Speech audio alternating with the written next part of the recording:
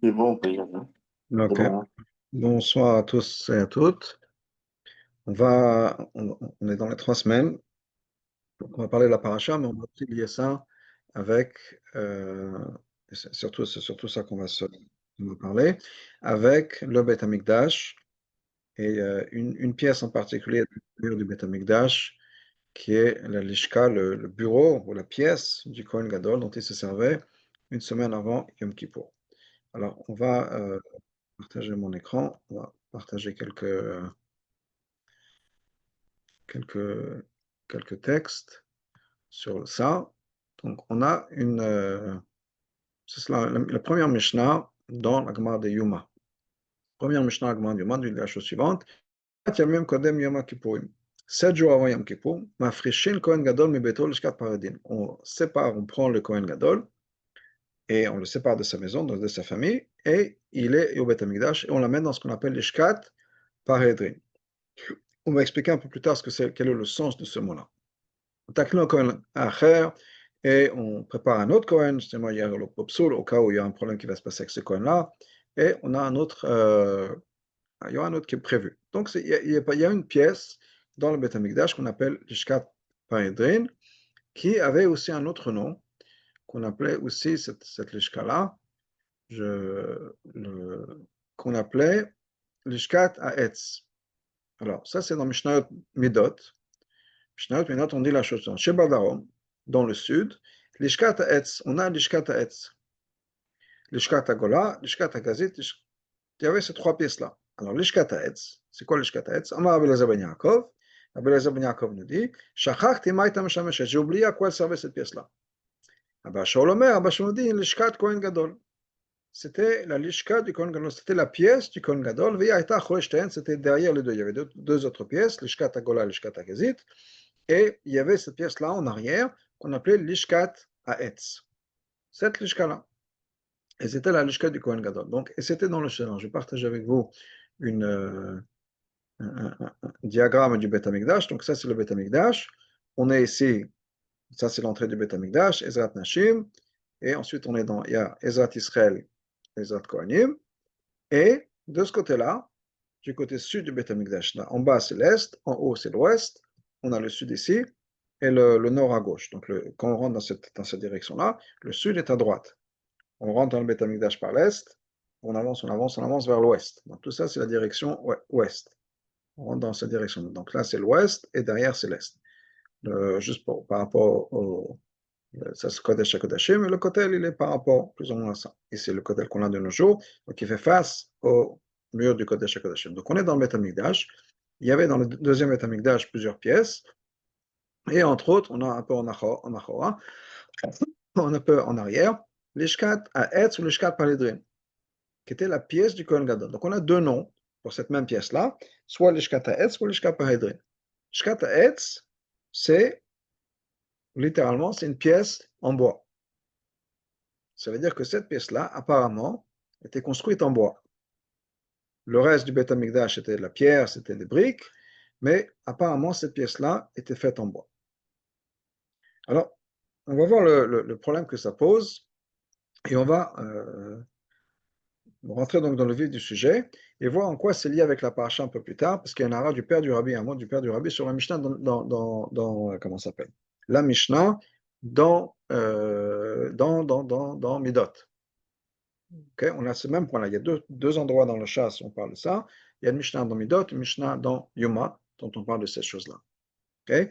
Et il y a une évolution du nom. Donc au début, on appelait ça l'Ishkat Haetz. Ensuite, on a changé de nom, on a appelé ça l'Ishkat Paredrin. C'est dans le deuxième Beth Amikdash. Alors l'Ishkat Haetz, pour entrer dans le concept, c'est donc cette pièce-là apparemment faite en bois.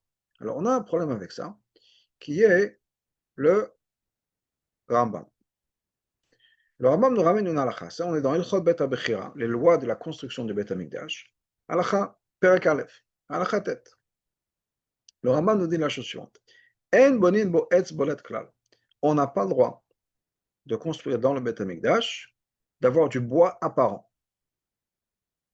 Dans la construction du Beth Amikdash, on ne pourra pas avoir du bois. Au bavanim, soit c'est de la pierre. Au belvenim, soit c'est de la brique, des briques, c'est ou bien du plâtre. Mais on ne peut pas voir du bois dans le Beth Amikdash. Okay? Vient le Ravad. Le Ravad, il a une question sur le Rambam. Il dit, En bonin bo etz bo leklal. Le Rambam nous dit, on ne peut pas avoir de bois apparent. Amar Avraham, alors l'ishkat Kohen Gadol, la lishkat du Kohen Gadol, le bureau du Kohen Gadol, shel etz haïta. C'était fait en bois. On appelle ça l'ishkat etz. C'était fait en bois.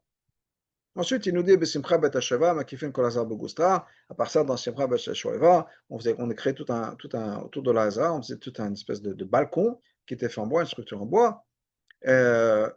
Donc, ça, c'est l'objet du Ravad. Là, lo asra Torah, l'etz la mizbeach Hashem. D'après le Ravad, quand la Torah nous dit de ne pas avoir du bois, c'est etzel mizbeach Hashem, du côté du mizbeach. C'est-à-dire, Ezrat Kohanim et Shar Nikanor Lefnim. Ezrat Nashim, Harabait Mutar. Le reste, on avait le droit. C'est-à-dire que d'après le Ravad, pour revenir à notre petit dessin ici, tant qu'on n'est pas rentré dans Mamash dans Ezrat Kohanim, donc on est encore là, on est bon. À partir du Mizbeach, donc qui commence là, à partir du Mizbeach, là, on n'a plus le droit d'avoir de bois. Avant, c'est bon. Ça, c'est l'opinion du Ravad. Mais en tout cas, il pose donc cette question-là sur le Rambam. Comment est-ce que le Rambam peut dire qu'on ne peut pas avoir de bois alors qu'on a l'Ishkat Etz, un des bureaux, une des pièces qui était faite dans le Beth Amikdash, était faite littéralement de bois. Ça, c'est la question du Ravad. La réponse que les Mefarshim donnent, c'est que cette pièce-là, effectivement, était faite en bois. Mais, pour suivre l'opinion du Rambam, on a couvert le bois de plâtre. Donc le bois n'était pas apparent. Et comme ça, on a les deux. On a fait cette lishkat etz, on a construit cette pièce en bois, mais en même temps, on ne voyait pas le bois parce qu'il était couvert de plâtre, et donc, il n'y avait pas de problème à ce niveau-là. Voilà ce qu'on apprend, donc l'opinion, le pshat, si on peut dire l'opinion de ce qui se passait dans le Rambam. Donc on a ces deux choses-là. D'un côté, une lishka, une pièce faite en bois. Ah, on a un problème d'après le Rambam, on n'a pas le droit d'avoir de bois à viser dans le Beth Amikdash. C'était couvert. Alors, bien sûr, la question c'est pourquoi avoir une pièce faite en bois qui est différente du reste du Beth Amikdash, parce que tout le Beth Amikdash est fait en pierre ou en brique. Pourquoi faire une pièce en bois pour couvrir le bois? Qu'on fasse comme le reste. Qu'on construise cette pièce-là comme le reste du Beth Amikdash, en pierre, en brique, et c'est tout. On n'a pas besoin d'avoir du bois, on n'a pas besoin de trouver un système, si on peut dire, de faire un bois différent, et ensuite on va couvrir le bois. S'il y a un concept, un lien dans le bois, bah, que ce soit fait en bois. Mais à quoi ça sert de le couvrir? Si on doit couvrir le bois parce qu'on n'a pas le droit d'avoir du bois, bah, pourquoi trouver un éther de le couvrir? Construire ça comme le reste du Beth Amikdash.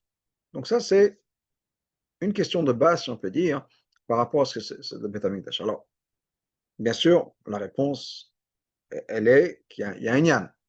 La question, c'est la réponse, on peut dire. Dans le sens, clairement, il y a un yan. Si c'était fait comme ça, c'est qu'il y avait une raison de le faire.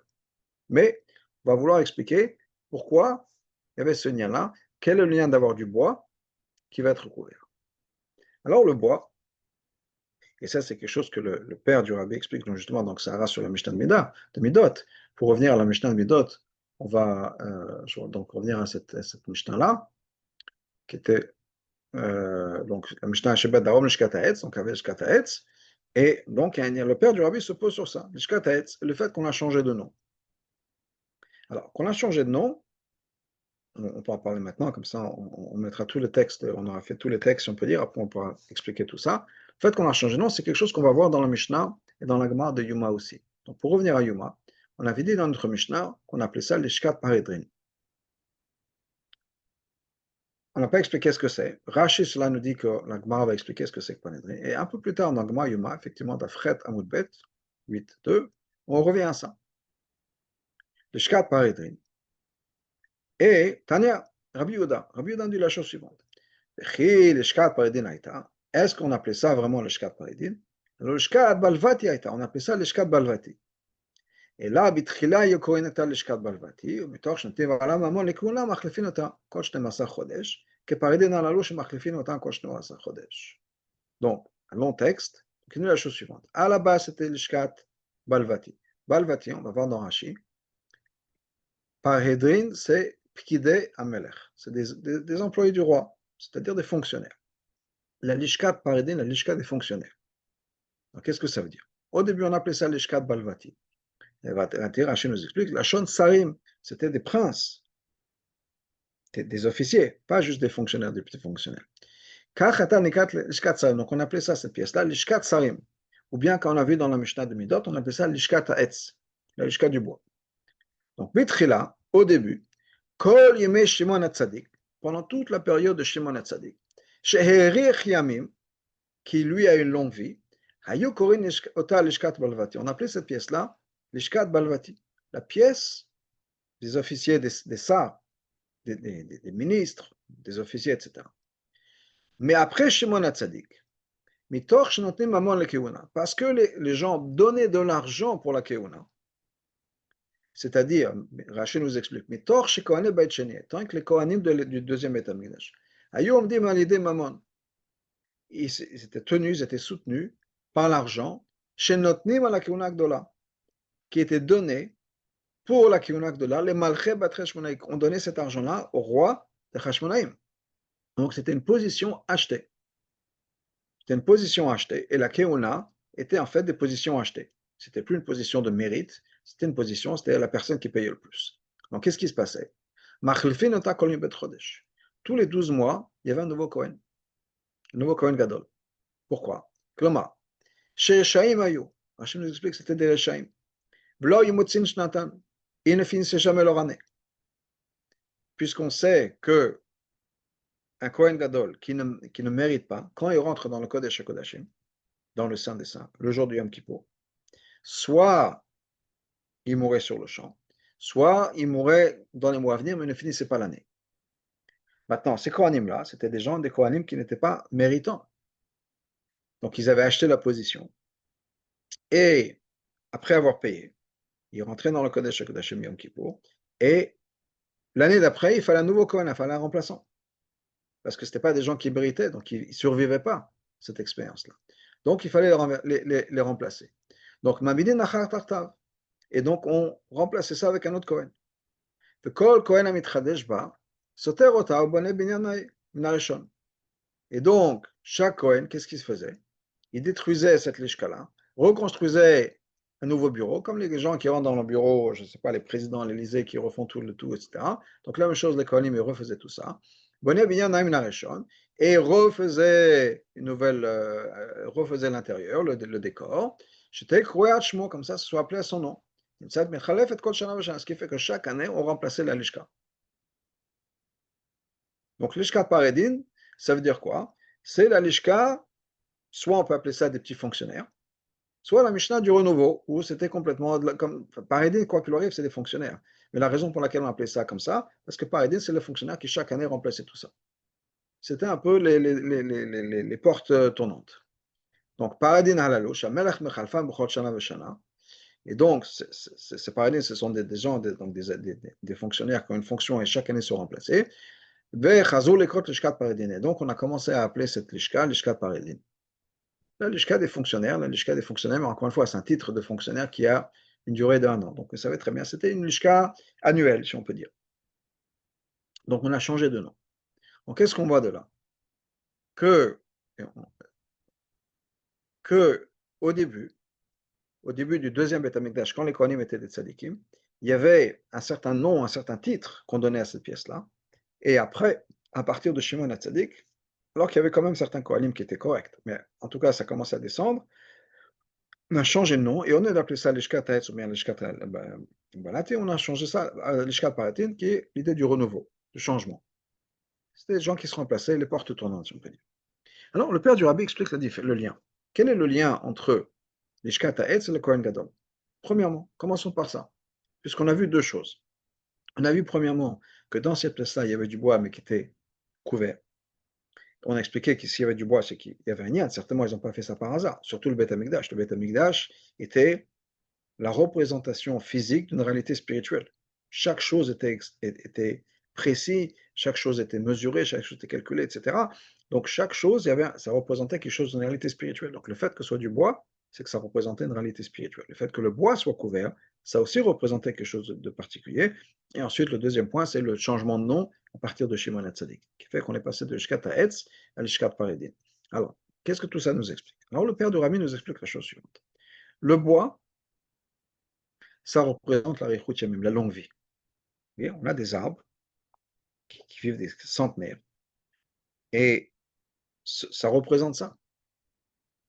Et il y a un passouk dans le Navi qui parle de ça, que quand Hachem voulait, le Navi voulait représenter, trouver un machal, si on peut dire, pour représenter une longue vie, le fait que le peuple juif est éternel, il l'a comparé à un arbre. De manière qu'il y a des arbres centenaires, eh bien, le peuple juif est aussi éternel et va vieillir. Donc l'arbre représente la Yichut Yamim, la longue vie. D'ailleurs, c'est un concept qu'on retrouve dans notre paracha. Et ça, c'est le lien avec la paracha, qui est l'histoire de Harim Eklat, les villes de refuge. Quelle est la halakha en ce qui concerne les villes de refuge? Les villes de refuge, la halakha est que si quelqu'un a tué quelqu'un d'autre par accident, Hachem Eshmo, il doit partir dans une ville de refuge, il doit y rester jusqu'à la mort du Kohen Gadol. Quel rapport entre le Kohen Gadol et la personne?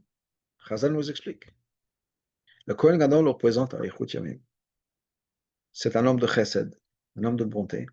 Et ce qu'il représente, lui, le concept du Kohen Gadol, c'est justement la longévité, la vie longue. Cette personne-là qui a tué a raccourci la vie de quelqu'un d'autre. Donc, il y a une antithèse, on peut dire, entre les deux. Et Chazal nous dit, il ne serait pas justifié, il ne serait pas normal que la personne qui ait raccourci la vie de quelqu'un d'autre puisse partir ou être libérée, si on peut dire, avant la personne qui est là pour rallonger la vie des gens. Dans d'autres mots, la personne qui a raccourci la vie d'une personne ne peut pas sortir, ne peut pas être passé devant, passer avant la personne qui est là pour rallonger la vie. Et donc, cette personne-là qui a coupé court la vie d'une personne va attendre que le Kohen Gadol ait fini sa mission sur terre. Une fois que lui est parti, alors l'autre est libéré, si on peut dire, il peut partir aussi. Donc, il y a un lien qu'on voit clairement dans l'histoire des villes de refuge entre le Kohen Gadol et la longue vie. Et c'est pour ça que la lishka du Kohen Gadol est faite de bois, parce que le bois est aussi le symbole de la longue vie. Et c'est aussi le symbole du chesed, qui est le symbole des Kohanim, le symbole de la longue vie, de la continuité, etc. Ça, c'est le lien entre les deux. Et c'est pour ça qu'on faisait en sorte que la lishka du Kohen Gadol était lishka taetz. Comme on l'a dit, on ne s'arrête pas là. La lishka taetz était couverte. C'est-à-dire qu'il y a ce concept de chesed là, même s'il est là, toujours, mais à partir d'un certain moment, il est devenu caché. Et en fait, non seulement il est devenu caché, ça a toujours été caché d'une certaine manière, parce que le moment allait venir où ça allait être caché. Qu'est-ce que ça veut dire que ça a été caché? Quand le Kohen Gadol lui-même arrête de représenter la longue vie, quand le Kohen Gadol est remplacé chaque année, qu'est-ce que ça veut dire? Le Kohen Gadol, ce n'est pas la personne qui donne une longue vie, en tout cas pas de manière révélée, puisque chaque 12 mois, il y a un nouveau Kohen Gadol. Chaque Kohen Gadol, il rentre dans le Beth Amikdash, il rentre dans le Kodesh HaKodashim, et il finit sa vie. Donc clairement, le Kohen Gadol ne représente plus, en tout cas plus de la même manière, plus de manière visible, la longue vie. Et c'est pour ça que dans le Beth Amikdash, quand cette histoire des Kohen Gadol, du bois qui représente la longue vie, la longévité, etc., étant donné que ça, à un moment, ça allait devenir, et c'est devenu plus révélé, plus visible, le bois était caché. Et d'ailleurs, ça a toujours été caché comme ça, parce qu'en fait, c'est pas ça le concept du Kohen Gadol. Le concept Gadol, c'est pas juste la longue vie. C'est vrai, ça n'a pas toujours été visible, c'est pas toujours évident, et c'est pas non plus nécessairement le concept du Kohen Gadol. Le concept Gadol du Kohen Gadol, c'est un peu plus que ça. Et donc, ça a toujours fait en bois pour représenter ce concept-là, mais le bois a déjà été couvert. Mais il y a plus que ça. Il y a un concept qui va au-delà, qui est que non seulement le bois a toujours été couvert, mais on a arrêté de se servir du nom de bois. On est passé à quelque chose d'autre. L'ishka parhedrin. On a appelé ça la lishka. Je veux dire la lishka des portes tournantes, c'est pas vraiment la traduction, mais je pense que le concept, il est compris. Des gens qui sont remplacés. Donc non seulement on a perdu le concept de la longue vie, on est, comme dit, chaque mois, chaque année, c'est quelque chose de nouveau, quelque chose de différent, un nouveau Kohen. Pourquoi? Pourquoi donner un nom pareil à une pièce dans Beth Amikdash, qui est soit dans le mot de Rashi, qui est le fait que chaque personne détruisait la pièce qui était avant, les bureaux qui étaient faits avant pour faire ses bureaux à lui, mais en tout cas, l'idée c'est que le Kohen Gadol n'allait pas vivre sur le Yom Kippour, et donc il a été remplacé l'année d'après. Pourquoi donner un tel nom à une pièce qui va servir quand? Avant Yom Kippour. À Seret Yom Teshuvah, C'est le moment où nous, on essaie de ne pas faire de lachon hara, le moment où on ne dit pas des mal des Juifs, etc.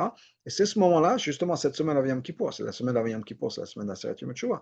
On est après Rosh Hashanah avant Yom Kippour. C'est à ce moment-là, on va dire, vous savez, cette pièce-là, la pièce du Kohen Gadol, ouais, c'est la pièce des portes tournantes. Pourquoi? Les Kohanim, ils ne survivent pas. Alors, il y a une explication qui est donnée dans le Miglé, pas sur ça directement, mais qui pourrait nous servir, de Tosfot Yom Tov, qui dit que, en fait, le Beth HaMikdash était fait de telle manière que le jour du Yom Kippour, le Kohen Gadol a besoin de se trimballer à droite, à gauche. Entre le nord et le sud, le nord, c'est-à-dire de droite à gauche, de gauche à droite, etc. Pourquoi? Pour pas que le Kohen Gadol se dise, je gère, je suis top, je suis le roi, ici. Non, qu'il ait un peu d'humilité. Donc, on le fait travailler un peu plus. Mais bon, ça y est, on a fait passer le message. Et pourquoi donner un nom pareil, un titre pareil à une pièce qui est, au bout du compte, pour montrer quelque chose de négatif, que les Kohanim ont acheté leur position, que les Kohanim ne sont pas vraiment des gens qui méritaient, et donc ils allaient mourir, donc ils ont été remplacés. Il y a un message ici qui doit être un message positif, qui est toujours un message positif, il faut le découvrir. Alors quel message positif derrière tout ça? Ce que le Rabbi nous explique est la chose suivante. Creusons un peu ce concept-là. Qu'est-ce qu'on a dit plus tôt? Que les Kohanim, le Kohen Gadol, achetaient leur position pour pouvoir être Kohen Gadol et rentrer dans le Kodesh HaKodashim. Mais en fait, ils ne méritaient pas, donc à la fin de l'année, ils mouraient. Qui fait une chose pareille? Qui?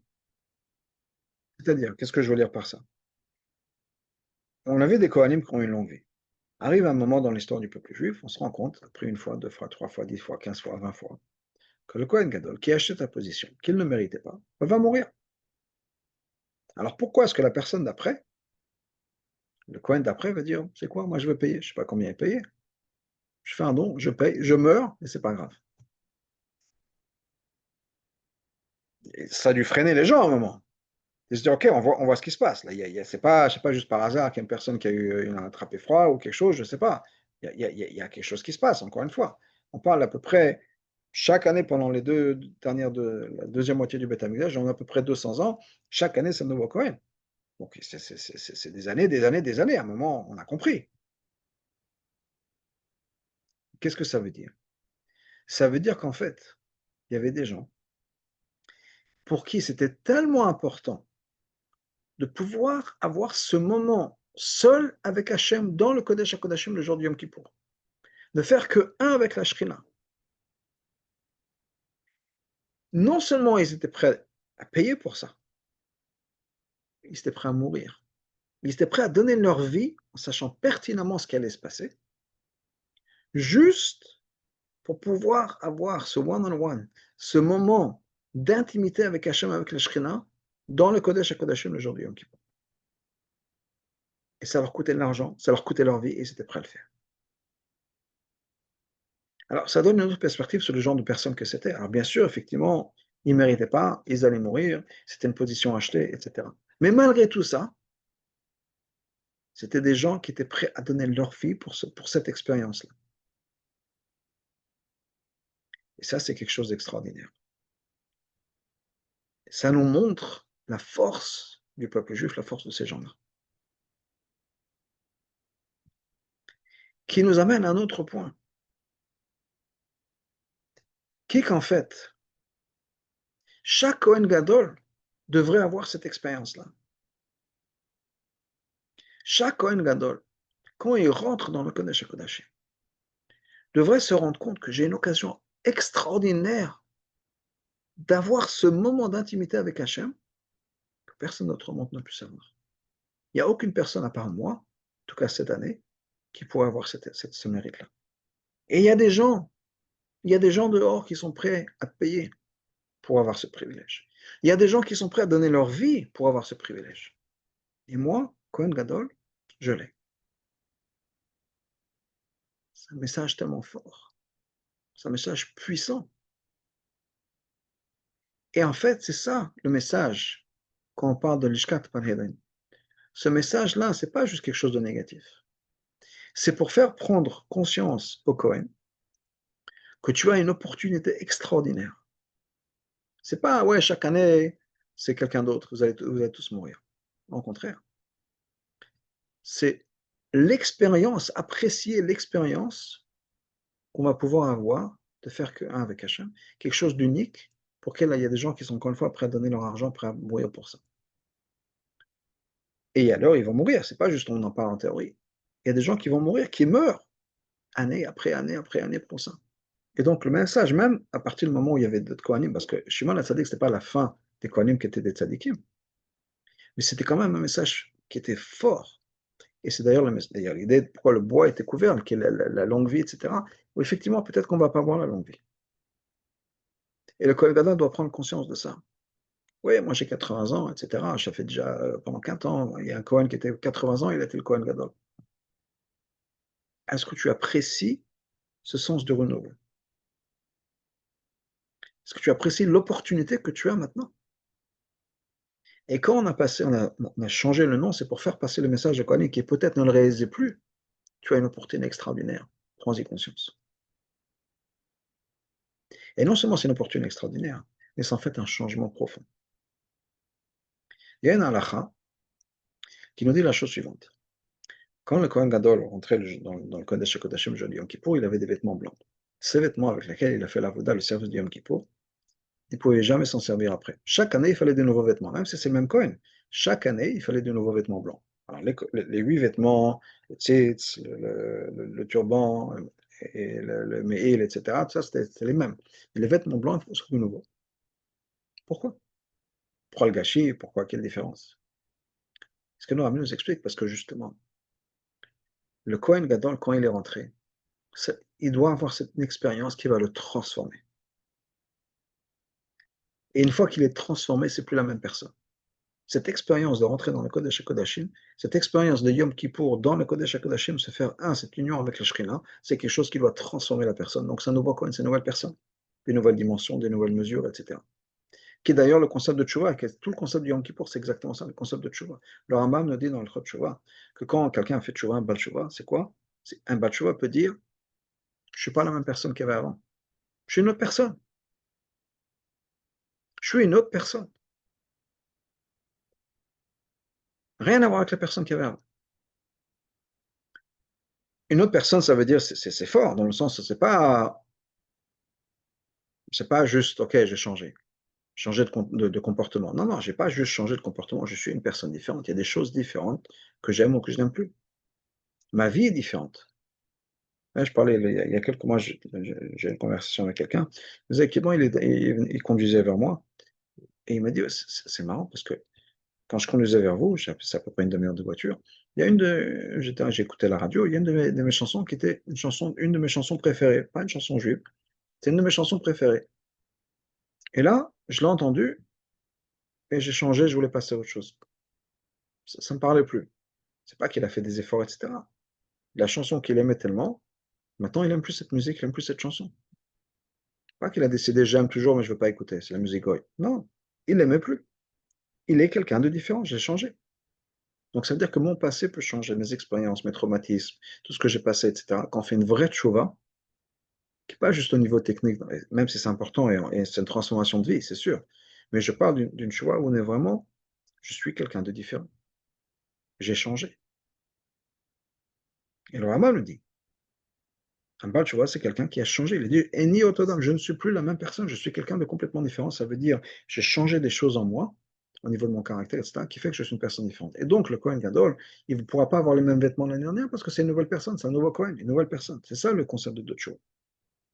Et c'est pour ça qu'on a donné ce nom, Lishkat Panedrin, ce bureau du Kohen Gadol à Yom Kippour pour lui faire passer un message. Même si tu vas être un Kohen qui va rentrer 2 années de suite dans le Kodesh HaKodashim, parce que tu as mérité. Il y a des Kohanim après Shimon HaTzadik qui ont été Kohen Gadol pendant 10 ans, pendant 11 ans. Il y a d'autres Kohanim. Mais sache que tu rentres dans une situation. Tu vas vivre quelque chose qui est censé te transformer complètement. L'année prochaine, tu ne seras plus la même personne. Et donc, effectivement, c'est la lishka de quoi? La lishka des portes tournantes. Parce que l'année d'après, tu seras une nouvelle personne. Tu seras plus la même. Tu auras été remplacé par un nouveau toi. Une nouvelle personne. Donc, c'est pas le négatif, on essaie de montrer que, ouais, les Kohanim, ils meurent et trucs, et chaque année, c'est quelqu'un d'autre. C'est dans le positif. Pour faire passer le message au Kohen, à partir du Kohen, bien sûr, ça va se répandre au peuple juif en entier, puisque le Kohen, Quand il rentre dans le Kodesh HaKodashim, il est le représentant du peuple juif. Quand le Kohen se transforme, c'est transformer le peuple juif. Donc chacun maintenant a la force et la capacité d'être transformé par l'expérience, grâce au Kohen.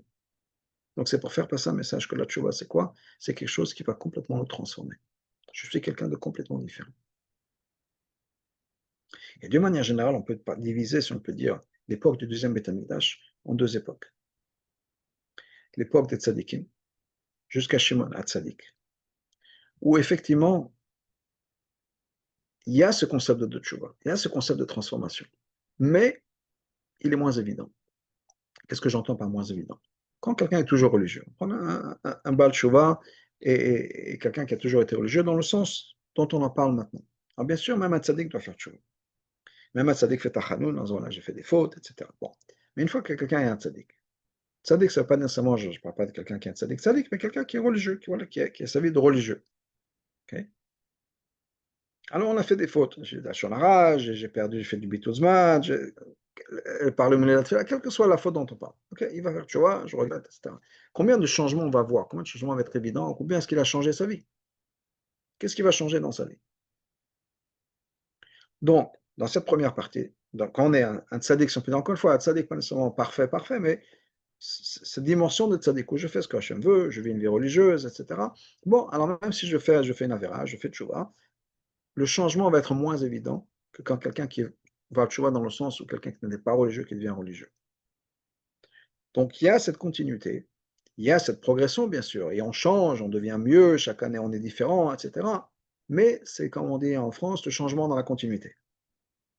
Ça, c'est d'ailleurs représenté par l'arbre. L'arbre représente ça. C'est pour ça qu'on appelait la pièce du Kohen Gadol, à cette époque-là, on l'appelait l'Ishkataetz, la pièce de l'arbre, du bois. Parce que l'arbre, c'est exactement ça. Ça pousse, ça continue, ça grandit. Chaque année, une couche de plus. On voit les cercles dans le tronc de l'arbre. Ça grandit, mais c'est toujours le même arbre. C'est pas que au moment c'était un pommier et maintenant c'est devenu un poirier. C'est la même chose. Juste un peu plus, un peu mieux chaque année. Il grandit plus haut, plus fort, plus grand. Mais c'est la même chose, c'est la continuité. Le progrès est dans la continuité. Ça, c'est l'ishkataetz. C'est le message de l'ishkataetz. Cette idée bien sûr, de progresser, de toujours d'avancer, et en théorie même de se renouveler, d'être une personne complètement différente, etc. Mais c'est moins visible. Donc, c'est toujours été le concept de l'arbre. On appelait ça la shkataetz, la pièce du bois, la pièce de l'arbre, mais le bois était couvert, dans le sens où, oui, il y a la continuité, mais on ne voit pas tellement le changement, la transformation. Donc, il y a toujours ça, cette stabilité en arrière-plan, on continue, on avance, etc. À partir d'un moment où on a basculé dans un autre monde, le monde de la tchouva, du Baal Tchouva, le peuple et le monde, à cette époque-là, le monde juif et dans le Beth Amikdash, on n'était plus au niveau des tzadikim. Il y avait des gens maintenant qui étaient capables de vendre la Kiyun Agdola et d'autres qui voulaient l'acheter. Donc la Kiyun Agdola, c'est devenu quelque chose de complètement différent. C'est quelque chose, encore une fois, qui était à vendre. On est dans un autre monde. Tout d'un coup, la tchouva devient une opportunité pour une vraie tchouva. Ce n'est pas la tchouva comme l'arbre qui continue à grandir, à pousser, devenir plus grand, plus fort. On parle de la tchouva qui va être vraiment transformative. On est dans le monde de la vraie tchouva, le monde de la transformation, comme ce qu'on connaît de nos jours, quelqu'un qui n'est pas religieux, qui devient religieux. C'est une transformation à 180 degrés. On change ses amis, on change sa vie, on change la manière de s'habiller, la manière de parler, la manière de s'amuser, la manière d'être avec sa famille, la manière d'être... Tout, c'est sortir, le restaurant, tout à quel vous pouvez penser, cette transformation à 100%. Et là, tout d'un coup, on découvre, on révèle la vraie force de la tchouva, le vrai concept de la tchouva, qui est la transformation. Et donc, tout d'un coup, on ne parle plus de cette pièce-là comme l'ishkataetz, qui est le changement, mais dans la continuité. On parle de la transformation. Chaque année, on est quelqu'un de différent. Chaque année, les portes sont tournantes. Mais oui, mais pourquoi? Parce qu'on est quelqu'un de différent. On est dans le renouveau, on est dans le changement, on est dans la transformation, on est dans la croissance, mais pas juste un peu plus que l'année dernière. Je suis une personne complètement différente. Donc c'est vrai qu'on est dans un monde qui avait plus besoin de tchouva, mais c'est en même temps un monde qui nous a donné la possibilité de révéler de manière encore plus forte, encore plus puissante, le concept de tchouva, qui est une tchouva qui nous transforme. Alors peut-être que des fois, effectivement, on l'impression d'être transformé, ou bien on est rentré dans une tchouva, ce sont les premiers 6 mois, les premiers 12 mois, si on peut dire, bon, ça y est, bon, j'ai commencé à faire Shabbat, donc je ne sors plus du Shabbat, j'ai arrêté avec les copains et les copines, si et ça, je mange que kasher. Bon, il faut continuer, il faut maintenir tout ça. Mais cette idée de transformation, il faut la garder avec soi. Et donc, ce que le rabbi nous explique, basé sur le commentaire de son père et sur ce qu'on a appris jusqu'à maintenant, c'est que la première partie du deuxième Beth Amikdash, on était dans un monde de tzadikim. Dans le monde de tzadikim, encore une fois, il y a toujours le concept de tchouva, il y a toujours ce concept de croissance et de transformation, mais il est moins évident. Donc il y a l'arbre, qui est la croissance, qui est couvert, on ne voit pas toujours la croissance, on ne voit pas toujours dans ce monde-là. À partir de Shimon HaTzadik, où même s'il y a des Kohanim qui ont tenu quelques années, mais à partir, on a commencé à dégringoler, si on peut dire, et très rapidement, c'est devenu le Kohanim chaque année. Là, on voit vraiment le message de la Tchouva. Donc, on parle, le nom de la Lishka, le nom de cette pièce s'est transformé. Là, tout d'un coup, on parle de quoi? La pièce annuelle. Parce que le message étant que chaque année, on est quelqu'un de différent. Donc, c'est vraiment un message très fort sur ce concept de renouveau. Donc, il faut parler. Cette transformation que la Tchouva peut nous donner. Et même si des fois, c'est difficile. C'est difficile dans le sens où soit on est déjà dans une certaine direction, dans une certaine dynamique, donc qu'est-ce que j'ai à changer? Je fais des efforts dans tout, voilà, je fais la tefila, je vais au minyan, j'étudie la Torah, je suis des shurim même le dimanche soir. Bon, on peut toucher un peu ici et là, mais en quoi je vais me transformer? C'est quoi la transformation possible? Je fais Shabbat. Bon, on peut faire un peu mieux. Il y a quelque chose où des fois c'est dans l'attitude, c'est peut-être pas dans l'action, mais de rechercher profondément à l'intérieur de soi-même, est-ce qu'il y a quelque chose sur lequel je peux me transformer? Même si derrière, le résultat va toujours être le même, dans le sens où je ne vais pas être différent, mais une autre attitude. Des fois, c'est une attitude par rapport à sa famille, à son épouse, à ses enfants, à ses parents. On continue toujours à faire les mêmes choses. Mais ma relation avec les autres est différente. Des fois, c'est une attitude par rapport à Shabbat. Pourquoi est-ce que je fais Shabbat? Pourquoi est-ce que je fais les fêtes? Pourquoi est-ce que je mange kasher? Pourquoi est-ce que je mets les tefillin? Est-ce qu'on se pose la question? Est-ce que chaque matin, ou de temps en temps, quand on va à la tefila, on va à la shul, et on fait ça depuis toujours, depuis 20 ans, 30 ans, 40 ans, quelle que soit la situation de chacun, est-ce que je m'arrête pour dire, mais pourquoi je fais ça? J'y crois pas, pourquoi je le fais? Alors bien sûr, il faut le faire quoi qu'il arrive, mais est-ce que je me pose la question? Arrive Shabbat. Qu'est-ce que c'est Shabbat pour moi? En quoi est-ce que je ressens ma relation avec Hachem Shabbat? Donc on peut trouver des espaces où se retrouver, se réinventer en disant, réfléchir, mais pourquoi est-ce que je fais ça? Ça fait 20 ans que je fais la même chose, 30 ans, 40 ans, 50 ans que je fais la même chose. Pourquoi? Dans sa relation avec son épouse, dans sa relation avec les enfants. Des fois, on demande à nos enfants, voilà, prie pendant, fais attention pendant notre fila, arrête de parler. Quel est mon message? Essayer de se réinventer, de réfléchir à ce que je fais. Pas juste de faire les choses de manière mécanique, mais de retrouver ça. Donc des fois, c'est juste la réflexion qui va changer, l'attitude qui peut changer, même si au bout du compte, le résultat final sera le même. Une histoire que j'aime énormément et que j'ai partagée plusieurs fois ici, qui est ce tailleur qui avait été choisi pour faire un costume pour le mariage de la fille du poretz, du noble de la région. Et le tailleur était très fier de lui-même, il dit, voilà, c'est moi, Hachem, c'est moi qui ai le contrat, c'est moi qui en a demandé de faire ce costume, etc. Très fier de lui, très fier de lui, très content, etc. Il fait le costume, il investit vraiment dans le costume, dans le travail, etc. Il arrive à ce poretz, à ce noble, et le noble, il regarde ce costume, il dit, mais quelle horreur, mais c'est n'importe quoi, qu'est-ce que tu m'as fait, comment tu vas faire un truc aussi horrible que ça? Toi, le tailleur le plus expert, tu fais un truc pareil, mais c'est dégoûtant. Il rentre chez toi, tu me refais la semaine prochaine, j'ai besoin du costume dans une semaine. Le tailleur, il ne sait pas quoi faire. En une semaine, jamais il aura les tissus, il aura fait impossible. Alors, bien sûr, qu'est-ce qu'on fait quand on est perdu? On va chez le rabbi. Donc, il va chez son rabbi. Le rabbi lui a dit, écoute, voilà ce que tu vas faire.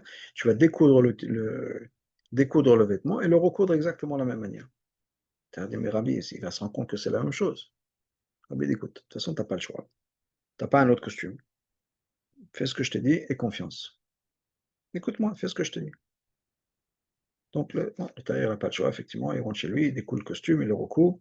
Il arrive chez le porès la semaine d'après, et il est en train de trembler ne sait pas ce qui va lui arriver, il va se faire jeter au chien et jeter dans le donjon. C'est pas trop ce qui va se passer.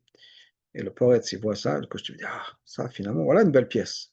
Pas comme le torchon que tu m'as donné la semaine dernière, etc. Voilà quelque chose de beau, quelque chose de digne de moi, de mon mariage, etc. Le type, il n'a rien compris ce qui s'est passé. Il retourne chez son rabbi, il dit, Rabbi, explique-moi ce qui s'est passé parce que je comprends rien. C'est le même costume exactement, etc. Il a dit, oui, très bien, je t'explique. Quand tu l'as amené la première fois, ce costume était rempli de gava. Chaque point de couture, c'était ta gava. Ah, je suis le meilleur tailleur du monde, c'est moi qu'on a choisi, etc. Inconsciemment, ce noble l'a ressenti. Et ça ne lui a pas plu. Quand tu as décousu, recousu, tout ça, c'est devenu rempli d'humilité. Tu étais brisé, tu étais humble. Encore une fois, inconsciemment, le noble a vu ça, et c'est un autre costume. C'était le même costume, c'est le même tissu, tout est la même chose, c'est juste les points où c'était cousu, il les a défaits, refait. Donc des fois, le résultat final, ça va être le même. Mais quels sont les points, la couture, si on peut dire, qui va tenir tout ça? C'est quelque chose sur lequel on peut réfléchir. Pourquoi est-ce que je fais ce que je fais? Est-ce qu'il y a une autre manière de le faire? Ça va changer les relations dans la famille, ça va changer plein de choses. Parce que quand tout d'un coup, au lieu d'avoir le stress du Shabbat, par exemple, on a l'amour de Shabbat. C'est beaucoup plus facile de transmettre ça à ses enfants que quand c'est du stress. Tu n'as rien changé au niveau de la pratique. C'est la même chose. Au niveau des relations dans le couple. Quand je suis stressé de ma relation, de mon mariage, il y a une certaine énergie qui passe. Si tout d'un coup j'arrive à voir les choses d'une manière différente en disant, OK, peut-être qu'il y a des choses que je peux changer, peut-être que si j'étais plus à l'écoute, ce serait plus facile. Quelle que soit la chose, ça change tout. Donc, le message, c'est que des fois, effectivement, il faut trouver, essayer de chercher de trouver ce renouveau qu'on a dans notre relation avec Hachem. C'est pas toujours évident, mais c'est un des messages de ce Beth Amikdash, c'est un des messages de ce Lishkat HaParadim, que le renouveau est quelque chose qu'on doit chercher. C'est ça la vraie tchouva. Le renouveau de notre relation avec Hachem. Le renouveau de soi-même. Donc, Beth Hachem, qu'on puisse, on en a parlé, mais qu'on puisse vraiment revivre le renouveau du Beth Amikdash, et Ben Beth Amikdash, Memer Abiamen, donc Hachem nous envoie le Beth Amikdash très rapidement, et qu'on puisse avoir donc tout ce dont on parle en théorie, qu'on puisse avoir la reconstruction de ce Beth Amikdash, qu'on puisse ramener les corbanotes, et vraiment se retrouver notre relation avec Hachem, comme on le doit, comme on l'attend avec la venue du Mashiach.